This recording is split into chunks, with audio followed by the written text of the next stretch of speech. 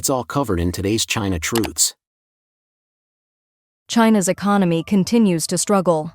After the trend of downgraded consumption, Chinese people have now widely adopted the trend of extreme consumption, leading to a wave of people showing off their poverty online. What is really happening? Let's watch the video together. The downgraded consumption phenomenon in 2025 has shocked many, and the wave of extreme consumption has now spread to major cities. In the B2 basement of Guomao Shopping Mall, Beijing CBD, financial office workers and delivery drivers are fighting over 12 yuan lunchboxes, even arguing over them. In Guangzhou, Haiti's 4 yuan pure tea sales have skyrocketed by 300%, while Starbucks remains empty. At Mixway Bingcheng, 1 yuan ice cups are selling by the millions each day, and mixing ice with water has become a new trend among young people. Not to mention 10 yuan barbershops, where over 200 customers get haircuts daily. A flight ticket from Qingdao to Harbin costs only 98 yuan, yet few people are willing to travel, while high-speed trains have fewer passengers and slow green trains are now packed.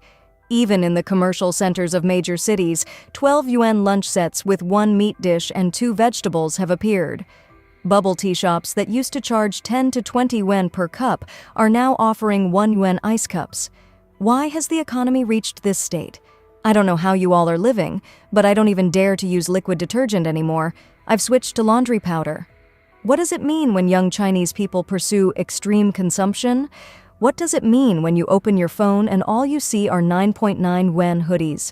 Office workers in Beijing, Shanghai, and Guangzhou are cramming into discount supermarkets. The vegetable seller at the market only dares to wear 29 yuan jeans.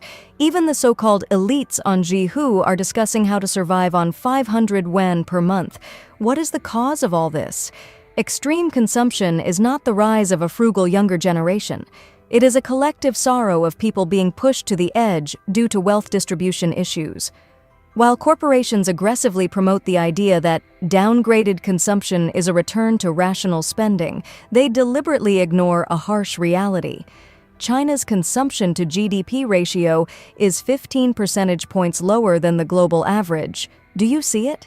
The trend of extreme consumption in China is becoming more obvious. High-income office workers are fighting over 12 yuan lunchboxes. White-collar professionals in Beijing's financial district are bringing homemade lunches. Middle-class families are drastically cutting their flight budgets, driving a 400% increase in searches for 98 yuan tickets. Netizens joke, "In the past, people showed off their wealth. Now they compete to save money." One person shared, "I don't throw away the seasoning packet from instant noodles after one use. I save it for the next time. One packet can last me 3 meals." Many people have switched to using soap instead of expensive shower gel, stopped using credit cards, and even reduced their meals to just 2 a day. Car owners only wash their cars once a year, relying on rain for the rest. This 2 yuan piece of meat is making me really anxious, my God. If I spend another yuan, I'll buy a vegetable dish. Young people born after 2000 are working like oxen and horses, challenging themselves to survive on 100 yuan a month. Today, I spent 3 yuan to cook myself a meat dish and a vegetable dish. Now let's check the remaining balance. I still have 88 yuan left, which means I can only spend about 3 yuan per meal. I want to buy a little bit of meat, is that okay? I'll take this piece, but not too much. Can you just cut me a small portion? How much? Liang yuan? All right, you decide. Uncle, can you weigh exactly 1 yuan's worth of meat for me? Yi yuan? Okay, thank you. I don't need a bag. Save your money. All right, just put it in here, thanks. This is my 23rd day of unemployment. Skipping breakfast saves me some money. For lunch, I plan to eat a large apple, 15 yuan for 6 apples, so each one costs 2.5 yuan. I also just bought a pack of toilet paper for 20 yuan. Today, I've spent a total of 22.5 yuan. Before I quit my job, I thought it would be easy to find another one with a salary of 4,000 to 5,000 yuan. Now, even eating is difficult. It's pathetic. I can't find a job no matter how hard I try. This time, I truly can't find one. Even now, some people still believe that workers have money but refuse to spend it, so they keep introducing policies to stimulate consumption. But when will they finally open their eyes and see that we workers are drowning in debt? I dare say that if all loans were cut off, 90% of people wouldn't even have enough for breakfast. I'm not exaggerating. Just ask the people around you. How many of them still have 2,000 yuan in savings? The trend of extreme consumption is spreading. Netizens are competing to share their saving strategies, using an 8 yuan mobile plan just to keep their number, ditching luxury shower gels for soap, rushing to buy discounted food after 6 p.m. at supermarkets, abandoning shopping malls for Pinduoduo, using the same phone for over 5 years, avoiding hospitals unless absolutely necessary, refusing tests when visiting clinics. These stories are both laughable and heartbreaking. Some say this is no longer just downgraded consumption, it has become extreme consumption. To put it bluntly, as long as people can survive, they will spend only on what is absolutely necessary. This has led to a stagnation in consumer spending, the mass closure of stores, widespread unemployment, and a deep freeze across various industries. In the past, it was hard to live. Now, even survival is difficult. Right now, there isn't much work in Guangzhou. There are fewer goods, low-priced orders, and yet another business owner packing up to return to their hometown. Honestly, this year, the wave of people heading home has started earlier than ever. This has never happened before. Many people choose to leave out of sheer necessity. Some might not even have enough money for a ticket home. This situation has caught many migrant workers off guard. This year, working as a laborer might even lead to financial losses. Look at the job market in Guangzhou. Temporary recruitment spots randomly appear on the streets.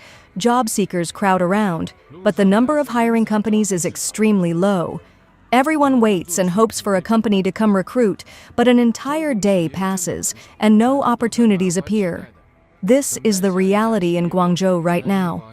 In such a struggling economy, low-skilled workers can lose their jobs at any moment, and having no income has become the norm. It's not just you who can't make money. Many others are facing the same situation. If you have a job, cherish it.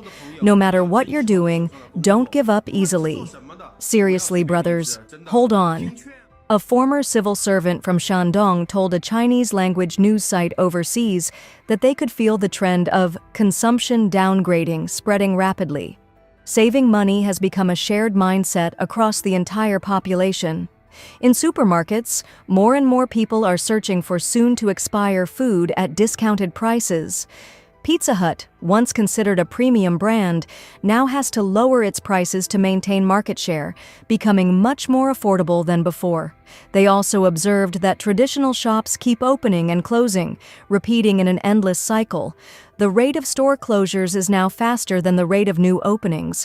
Rents have plummeted, and only landlords willing to lease at low prices can find tenants. In some cases, properties are being transferred without requiring a fee. The clothing store next to my house shut down just 2 days ago. The shop beside it has been closed since January. That other store has been vacant since I arrived in Wenzhou 6 months ago. And the store across the street, I don't even know when it shut down. In a few days, I might have to close my own shop too. I'm not trying to spread anxiety. This is simply the reality in front of me. But I do respect myself for holding on for 5 whole years. This entire street has completely collapsed. The Nanhuo Hot Pot restaurant has shut down. Dingming BBQ has shut down. This shop, located behind Zhongxing Mall, used to have customers lining up for hours just 2 years ago, waiting endlessly for a seat. And now, almost all the restaurants on this street have closed. Even the famous hot pot and BBQ spots that once topped the must-try lists couldn't survive. Do you see it? Dachenjin restaurant is gone. Coco Yi is gone. Lihuo spicy hot pot is gone. They've all disappeared. Is this what you call running a business? Since 8 a.m. this morning, forget about customers. There hasn't even been a single person passing by. Everyone, take a look. This is Wuyue Plaza in Sibing. Just look at how great business is. There's not a single person in sight. This is exactly what the economy looks like right now. I went to Wuyue Plaza with a friend to show some support, watch a movie, but looking around, I saw countless brick-and-mortar stores shut down. For those running physical businesses after the Lunar New Year, you must be shocked, right? Every industry is complaining about the lack of customers. Wholesale businesses can't find buyers. Retail stores say they have no foot traffic, and restaurants are closing down in droves. Even rice sellers have mentioned that over the past 2 years, the number of customers buying rice has steadily declined. At this rate, many more stores will definitely shut down this year, so if you're considering investing in a brick-and-mortar business, think carefully. Think very carefully. Unless you have an excess of money to burn, don't say I didn't warn you. Macroeconomic data shows that Shenzhen's Consumer Price Index, CPI, in February dropped 0.8% year-over-year, while the national CPI declined by 0.7%.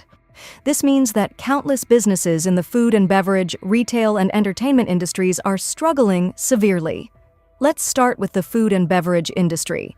Shenzhen-based bubble tea brand Nayuki reported losses of over 800 million yuan last year.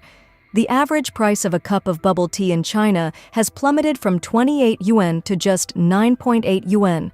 Meanwhile, Hey has quietly shut down 300 stores. Next, the retail industry.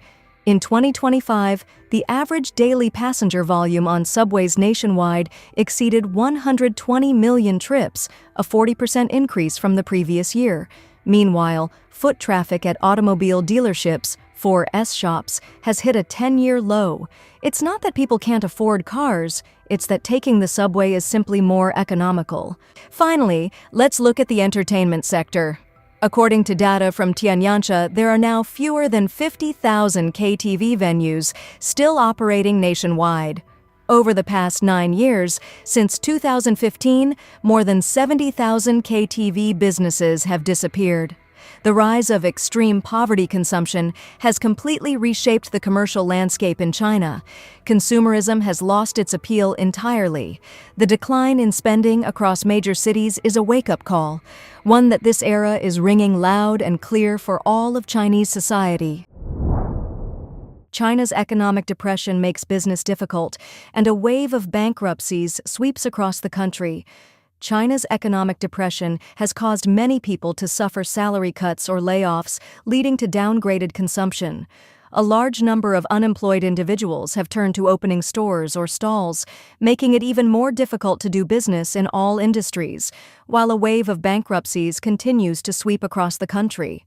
Mr. Li, the owner of a food store in Suchang, Henan, revealed that he has been engaged in food wholesale and retail for half his life, and this year has been the worst for business because many people have lost their jobs, have no source of income, and consumption has been downgraded.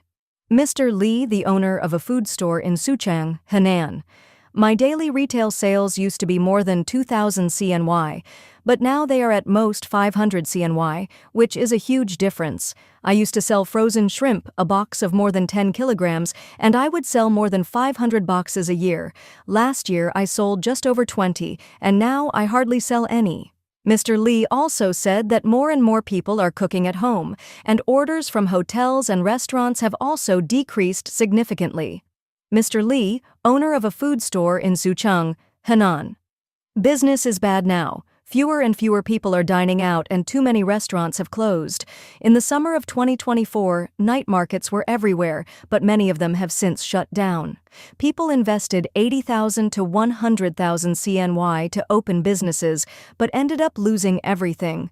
The situation is terrible. According to data from Red Restaurant Network, more than 3 million restaurants in China closed down or went bankrupt in the past year, setting a record high. Online videos show that restaurants continue to shut down every day this year. Mr. Zhang, a resident of Dujiangyan, Sichuan. It's very bad, worse than ever before. Many factories have closed, there are too many unemployed people, and wage arrears are the norm. The lifespan of a restaurant is very short, averaging just a few months. The best business now is buying and selling second-hand restaurant equipment. Since the entry barrier is low, many people are buying them. But restaurants don't last long before closing again. Teacher Tao from the Inner Mongolia education and training industry said that income has generally decreased and the unemployment rate is high. Young people can barely support themselves, let alone get married and have children. He heard from parents that 2 or 3 years ago, more than 4,000 newborns were born in Lindong Town, Chifeng, but now the number has dropped to just over 1,000. Teacher Cao from the Inner Mongolia education and training industry. It's the same across the country. All industries are in a terrible state. Everyone can feel it. Doing business is extremely difficult. Incomes have dropped by more than 60%. Ordinary people have no money and are afraid to spend. Young people are highly anxious. The population is rapidly declining. Kindergartens are closing, and the number of primary school classes is gradually decreasing. Mr. Wang, a resident of Jiangmen, Guangdong. Young people don't want to get married, and even the elderly no longer urge them to marry or have children. This is actually very strange. The Chinese, who traditionally value passing on the family line, are now left without children. China's real estate sales continue to decline. Kaisa loses 28.5 billion CNY. China's well-known real estate developer Kaisa Group Holdings Coty Chance Lendi released its 2024 annual performance announcement on March 31, disclosing a full-year net loss of up to 28.531 billion CNY. This figure not only highlights Kaisa's operating difficulties in recent years, but also shows that China's real estate market remains sluggish.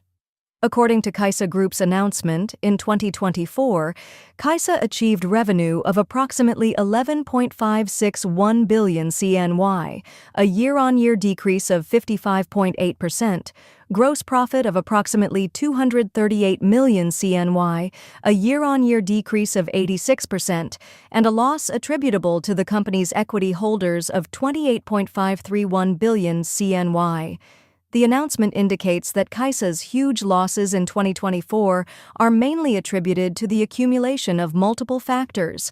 Affected by the continued downward trend of the domestic real estate market, the company's project sales revenue has fallen sharply, and the slow sales of some properties have led to difficulties in capital recovery. At the same time, the high debt burden has further exacerbated financial pressure. The report shows that, as of the end of 2024, Kaisa Group's total debt remains massive, and its ability to repay debt has drawn significant market attention. In addition, policy regulations, tightening financing channels, and insufficient consumer confidence also pose significant challenges to the company's operations. As of the end of 2024, Kaisa's cash and bank deposits had a book value of approximately 2.3904 billion renminbi, a decrease of 29.7% from December 31, 2023-31, 2024. Kaisa's total borrowings were approximately 135.074 billion renminbi, of which approximately 118.078 billion renminbi must be repaid within 1 year as required. Kaisa Group was once a star company in China's real estate industry, known for its aggressive expansion and large-scale development. However, since the end of 2021, the company has fallen into a liquidity crisis and has repeatedly reported debt defaults. Although it has attempted to save itself through asset disposals and debt restructuring in recent years, the effect has been limited. Industry insiders have analyzed that the loss of 28.5 billion CNY not only reflects Kaisa's own failure in strategic adjustment, but also highlights the vulnerability of the entire industry under the high-leverage model. Please share your thoughts in the comments section below. We will keep reporting on the COVID surge in China, so don't forget to subscribe to our channel and turn on the notification bell to get the latest videos. And thank you for tuning in.